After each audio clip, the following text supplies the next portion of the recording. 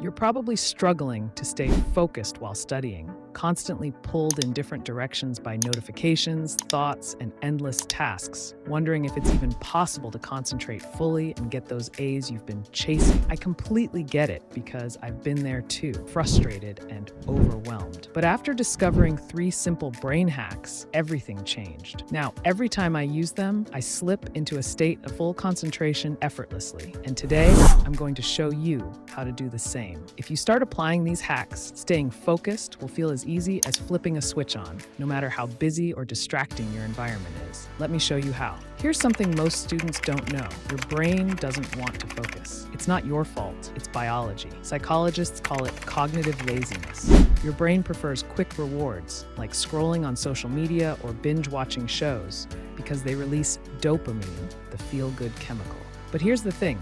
You can use this to your advantage. Instead of fighting your brain, you can work with it. So focus feels natural instead of forced. Here are 3 focus tricks you can start using today. Don't skip number 3. It's the one most people get wrong, but it makes a huge difference. Let's start with the commitment effect. Instead of forcing yourself to study for an hour, tell yourself, let me just study for 5 minutes. Your brain won't resist because 5 minutes feels manageable. Here's the truth. Once you start something, your brain doesn't like leaving it unfinished. This is called the Zeigarnik effect. The same reason you can't stop thinking about a half-finished project or an unanswered text. When you begin with a small, manageable task, like studying for 5 minutes, your brain feels the need to finish what you started. Before you know it, those 5 minutes can turn into 25 or even longer, because your brain wants to close the loop. And if 5 minutes doesn't feel right for you, adjust it.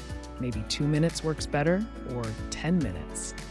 The key is to make it feel so easy that you can't say no. Next is the reward loop hack. Now, this one can really boost your focus, but if you don't use it properly, it can backfire and ruin your concentration. So make sure you listen closely to the full explanation before trying it out. Your brain loves dopamine, but studying doesn't naturally trigger it. That's why it feels boring.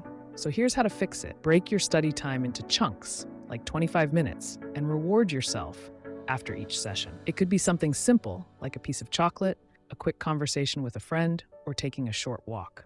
I personally use 3 types of rewards. 1, short-term rewards. Between sessions, I grab a snack or stretch for a few minutes. Number 2, medium-term rewards. After hitting a bigger goal, I'll watch an episode of my favorite show. 3, long-term rewards. At the end of the week, I treat myself to something bigger, like dinner out or a fun activity with friends. Just be mindful of the type of reward you choose.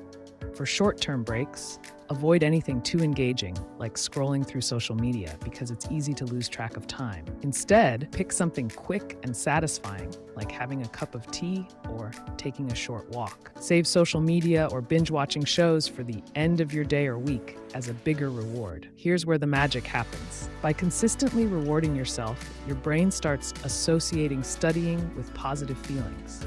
Over time, you'll notice your focus improving after every session, and studying won't feel like a chore anymore. Finally, let's talk about hack number 3, eliminating distractions.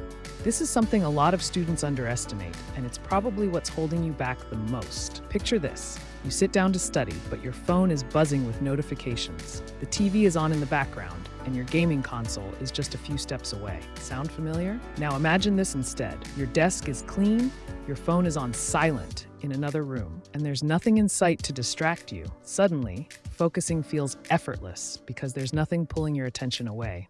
Here's how to make this happen. 1, put your phone out of reach or use an app to block notifications. 2, clear your desk of clutter. Keep only what you need for studying. 3, use noise-canceling headphones or play white noise to block out background sounds. Setting up your space this way means you don't have to rely on sheer willpower to focus. It just becomes easier to stay on track. You'll be amazed at how much more productive you feel. Which one will you try first? Let me know in the comments. And don't forget to subscribe for more tips to level up your studying game.